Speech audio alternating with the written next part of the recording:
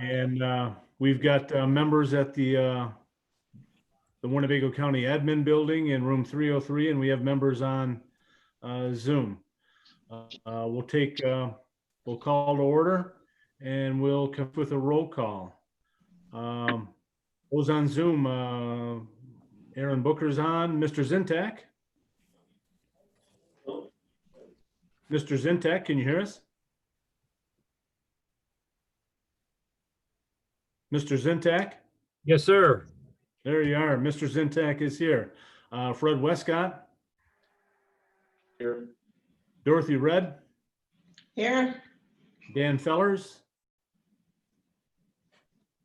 And I don't see Mr. Fellers, and Angie Gorel notified me that she will not be in attendance. So 2, 3, 4 of us are here. There's Mr. Fellers just clicking on. Mr. Fellers, can you hear us? I can hear you guys. Oh, hold on. I can hear you guys. Excellent. We do have a quorum. So at this time, next on the agenda is the approval of the May 21st, 2020 minutes. Can I get a motion? Motion by Mr. Zentak, second by Mr. Westcott. All those in favor say aye. Aye. Aye. Any opposed to the minutes? Hearing none. Minutes is approved. And next item on the agenda is a public speaker. And we do have at least one public speaker. And so that is Bob, last name, sir? Babcock. Bob Babcock. Thank you, Yes. sir. At this time, we invite the public to address the Public Safety Committee with issues and concerns. We ask you to limit your comments to 3 minutes.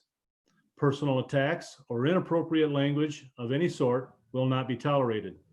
We will allow a maximum of 5 speakers on a first come, first served basis with the sign up at the meeting. Speakers may not address any zoning matters which are pending before the ZBA, the zoning committee, or the county board. Personnel matters or pending or threatened litigation may not be addressed in open session.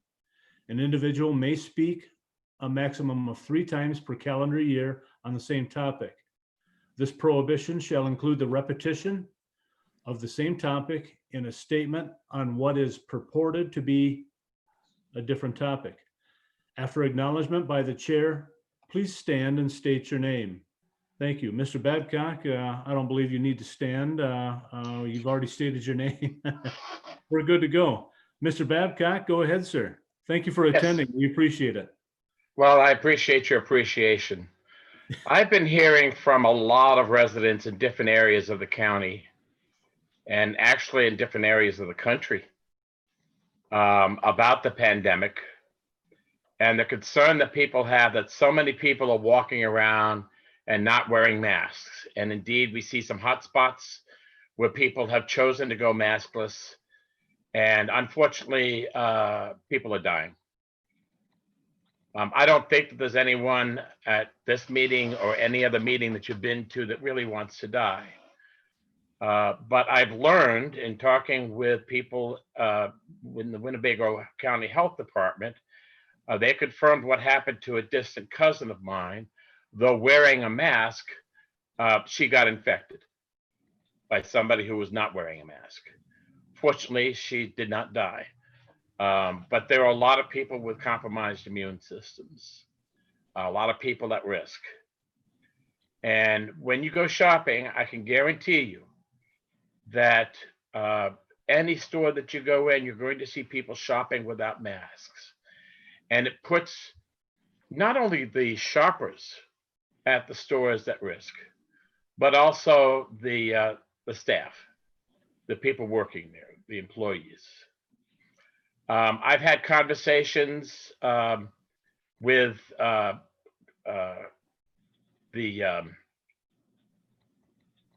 of the owners of Valleys, and we see that people are reticent to say, hey, you can't be coming in here without a mask. They put up signs and so on, but you know, somebody was killed in Michigan, and people are concerned about that. You know, I was at Aldi's last week, and there was a woman in the back of the store not wearing a mask.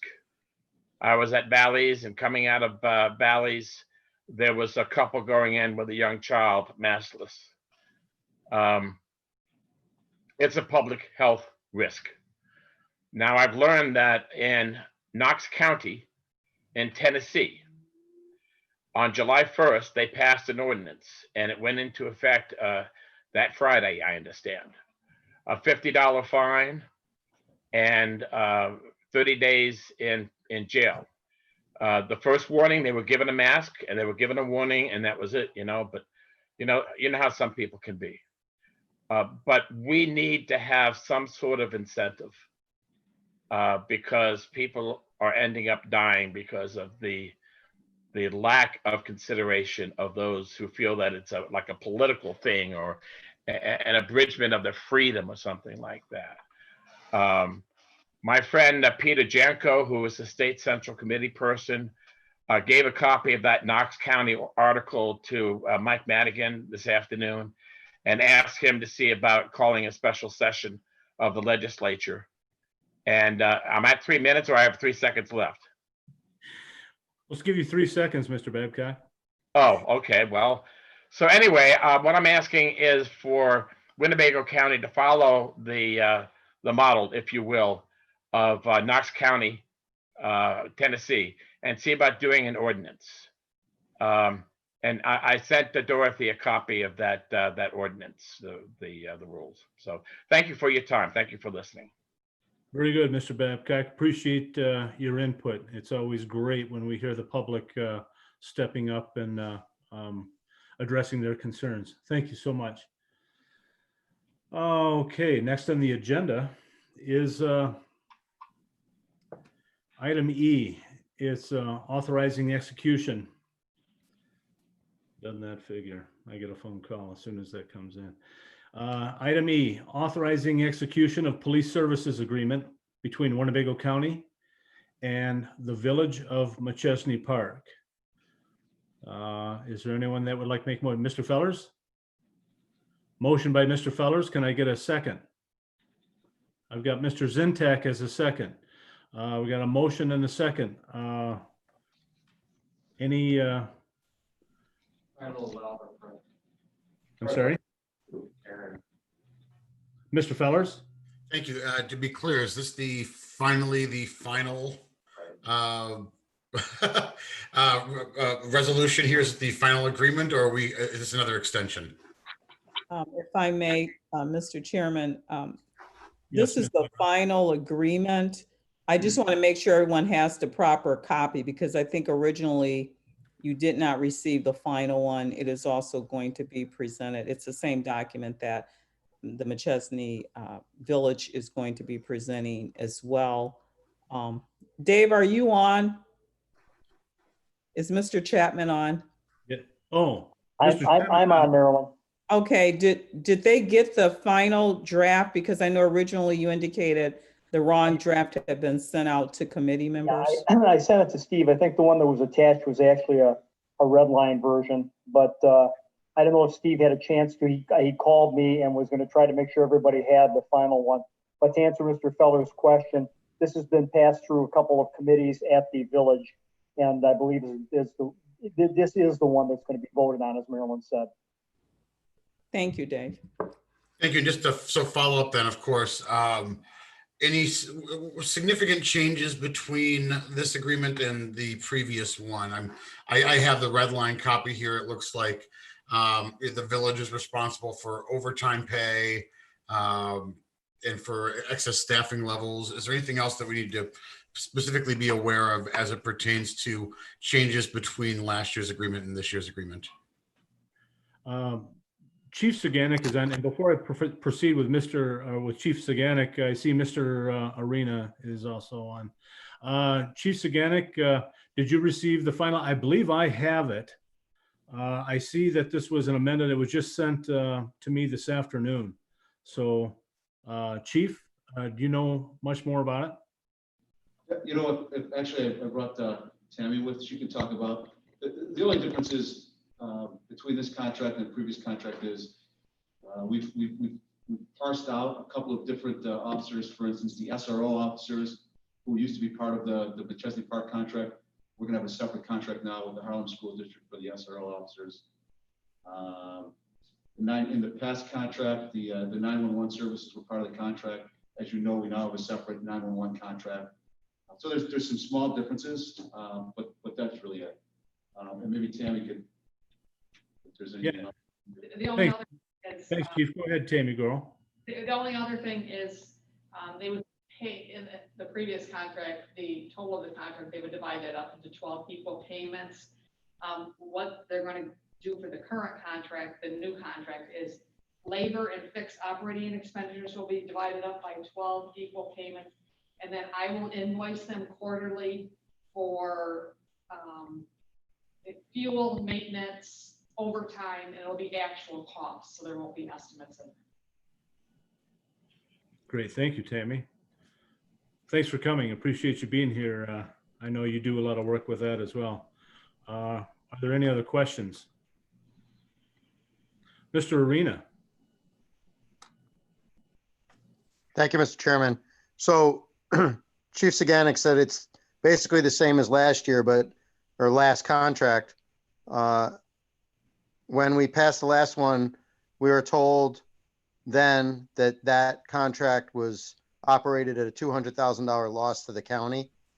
Does this one fully fund our expense to provide the service? In a short answer, yes. Okay. And my next question is, I took the time to read the document that was sent to us in the packet, and then a half hour before this meeting, we were sent a new document. So can someone explain to me what are the differences between the document I read and the document that we're going to vote on? The first document you received was the red line document. There was no red line in the document I read. The first document, I believe, had red lines. It did not. I Okay. read it word All for right. word, beginning to end this morning. So All right. what did I read and what changed in what was sent out a half hour before this meeting? Okay, Dave, you want to weigh in on that? You had both documents in front Well, of the ones that I received and reviewed that was attached to the agenda that was sent out, Paul, did have red lines in it. And when I Well, saw not that, in I mine. contacted Steve. I'm sorry, Paul, I'm just telling you, the one that I saw had red lines in it, okay? So I made sure that Steve Chapman received the final version, which is the same one that McChesney Park has. Now, maybe there were two different versions that went out and you didn't get the red line one, but the one that I have attached to my agenda has red lines on it. So that's why I wanted to make sure that everybody had it. Right. Be clear, the red line version, Paul, was sent out with the packet on July 14th. And then the revised packet this morning that we received at 5:15 had the non-red line version. If you look into the agenda on 7:15 in the packet and scroll down to page, where is it? There it is, page 7 under staffing, you can see the red lines that Mr. Kurlinkus is referring to. Now, Mr. Kurlinkus, sorry, Mr. Arena, don't mean to take your time, but to be clear, what you said was that this is the red lines, the parts in blue on this are the accepted versions of that red line. Is that correct? I think the one that you're talking about, the one that's on page 7, that's the one that had to do with the overtime, which was the last part of it that we were trying to struggle through, and Tammy can tell you about that. We spent a lot of time on that, going back and forth with the village. And the one that you have with the accepted one, which is the final one that you have, that has the language that was agreed upon by the two parties as far as the as far as the overtime. Everything else, I believe, should have been the same. All right, well, my questions from this morning, in the section 4.4 and 4.5, capital equipment budgeting and equipment replacement. At the end in the addendum or schedule that's there, it seemed like they were paying for all equipment, but then this section wasn't clear to me. So all the cars, all the equipment that's needed, they pay for it and they own it, or explain to me how this works. Tammy Girl? You know what, they pay for it, or we're gonna pay for it in the new contract. The county will pay for it, and then I will invoice them quarterly for it. So like the squad cars, there's 3 squad cars in there. The county will make the purchase, and then we'll send an invoice to the village. Okay, so they're paying for the squad cars and stuff that they use. That's correct. Okay. I believe it's been like that for years, hasn't it? Yes, it Well, has. And This is what's- the first one I'm reading. Right, okay, no problem. So I'll be voting no on this because I didn't get a copy in time to read it. And I'm not going to approve something I can't read. And I just want to say for the record, I think it's wrong to send a document out half hour before a meeting.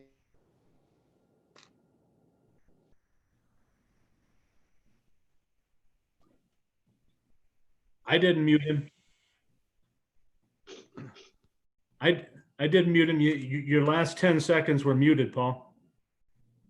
Paul. Can you hear me?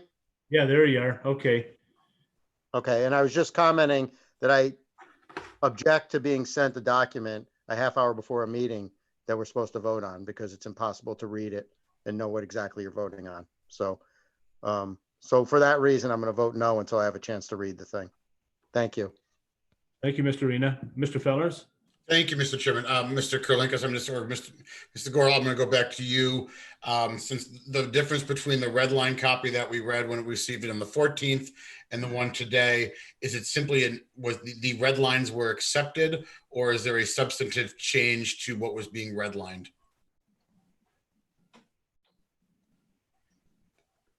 Dave, you're muted. Ms. Gorel? Okay, I'm Accepted, right? as far as I know, Mr. Fellers, the red line that you saw there was the last remaining red line. I'd have to look at it specifically, but I think that the difference between the one you received yesterday and the one you received today was the acceptance of that red line language. So section 4.3 would be the only section that would be substantially different. That's the one we were working on, right? Yeah. So section 4.3 then is the only one in which would be a difference between the two versions of this. If that's the overtime one, I don't have it in front of me, but if that's the overtime issue, that was the last remaining issue. Yeah, the village should be responsible for paying overtime costs. I mean, it looks like no one accepted the red lines before sending it out. So common mistake. Thank you. Mr. Zintak, you had your hand up? Yes, question I have, and being new to the committee and all, Paul indicated there was a loss for last year or a negative funds. Who was responsible for that? Was that the county or was that McChesney Park? I believe that's county. Chief Saganic or Ms. Gorel? You know, and I'm not sure what the 200,000, I don't remember what that was for. Well, they have a budgeted number, or they've given us a budgeted number. If they go over that, shouldn't they be held responsible? Why would the county be held responsible for that? And in this contract, the county's not. We're going to pass our actual costs along to the village of Chesney Park in this agreement. I'll get to you real quick, Mr. Fellers. Mr. Arena, you had brought up that there was a loss of the 200,000. Did Mr. Zintak sufficiently adequately question that matter? Yes, he did. I guess from my understanding, the last contract must have had a fixed price. And if we, exceeded that, we ate it. I think we were using, now that I recall, we were using personnel that were more expensive than what had been put in the contract. And that's why we were experiencing the loss. But I think Deputy Chief Saganic had clearly stated that this one covers our actual expenses. So I'm satisfied with that answer. So that it's a shared cost then between the county and McChesney Park. Is that correct? Or proper way of saying it? I'm sorry, I didn't hear you. I'm I sorry. believe I didn't hear you. Ms. Gorel said that she'll invoice, well, and that was for the equipment, but McChesney, yes, go ahead.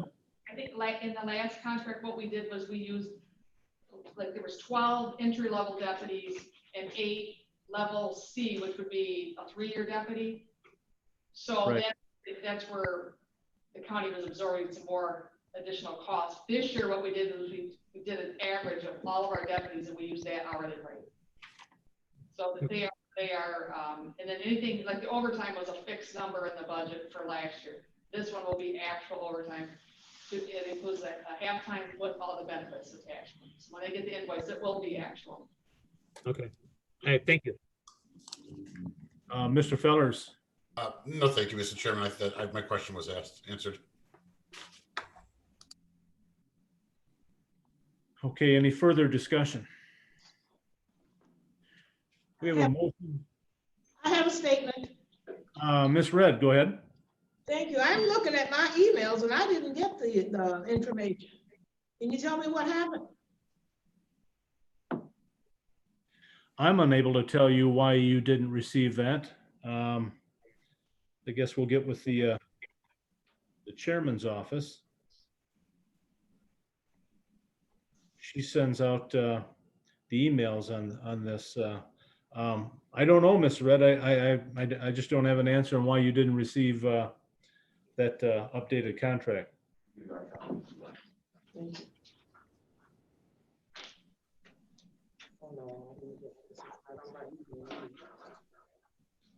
Thank you. Well, right now we have a motion and a second on the floor to authorizing the execution of a police services agreement between Winnebago County and the Village of McChesney Park. All those in favor, say aye. Aye. Aye. Any opposed? I am. I am. So we've got 3 ayes and 2 opposed. Motion carries. Next item on the agenda is a resolution approving the intergovernmental agreement for Harlem Consolidated School Resource Officer Program. As Chief Saganek mentioned earlier, that's the SRO. It's a school resource officer. So this is a resolution approving the intergovernmental agreement for Harlem School District for the Resource Officer Program. Can I get a motion? Mr. Westcott, and a second by Mr. Zintak. Any discussion? Seeing none? Oh, can we get, Oh, we got a question by Mr. Arena. Go ahead, sir. I just want to confirm for the record, this also fully funds our expense for the service. For 9 months. For 9 months, Mr. Arena. It pays the deputy salaries and benefits for 9 months. It does And not it's cover the summer months when the deputy comes back and looks. Right. So whatever it costs us to provide the service, we're compensated, correct? Correct. Thank you. Any other questions or discussion? Mr. Fellers? yeah, just a statement. I will be voting against this. I do not believe that we should be putting patrol officers and public safety officers in schools functioning in this matter. I do think it is a detriment to our school districts, and I will be voting against it on a matter of principle. Thank you, Mr. Fellers. Any other discussion? All those in favor, we got a motion and a second on the floor for the resolution approving the intergovernmental agreement with Harlem Schools. All those in favor say aye. Aye. And those opposed? No. Mr. Fellers is opposed. Motion carries. Are there any other, I do have another matter, and that is to inform Mrs. Red, and I'm sure Chief Saganek can, I see Chief sitting right there with Miss Red. We have a public forum scheduled for July 28th at Memorial Hall. And Miss Red, you can get more details from Chief Saganek there. But Chief, can you elaborate a little bit more on that? At this point, we're going to have a public forum. We'll probably put the details out within the next couple of days. It'll be at Memorial Hall, and it'll be a public safety forum where we're presenting information and answering questions from the community. Great. So Good. Go ahead. Ms. Red's question will be on Facebook. I've talked with Todd from IT, And our plan is to put it on the YouTube channel, so it will be broadcast. Okay, so that we can attend in person. I don't know, there probably won't be a Zoom opportunity? I don't know. I don't believe we'll be doing Zoom, but we will be broadcasting it again on the YouTube Good. channel. All right, very good. Is there anyone else that would like to chime in on this matter? I'm looking forward to it.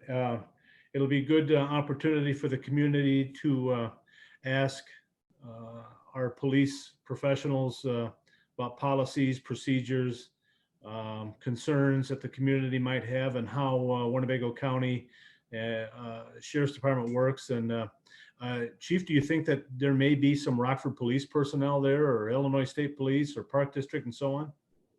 You know, at this point, we're doing it from a county perspective. Okay. So there may be some other members of the criminal justice system from the county present also. But we want to do this from the Winnebago County perspective and the sheriff's office. So this will not include the Rockford Police Department, or State Police, or some of the other agencies. And of course, our state's attorney's office, Ms. Height Ross.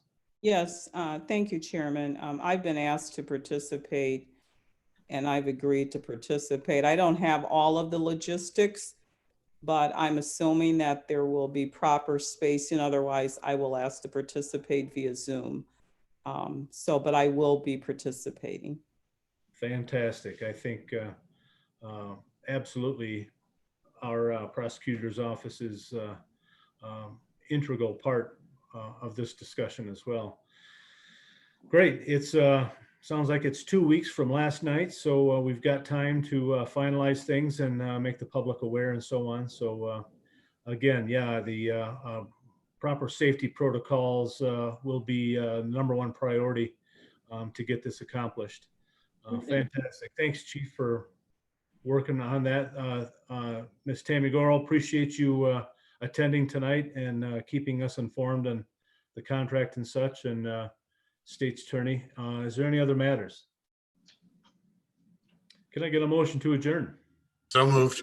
Motion by Mr. Feller, second by Mr. Zentak. All those in favor? Aye. Aye. Any opposed? Public Safety Committee has been adjourned. Thank you, everyone. Have a good evening, everyone.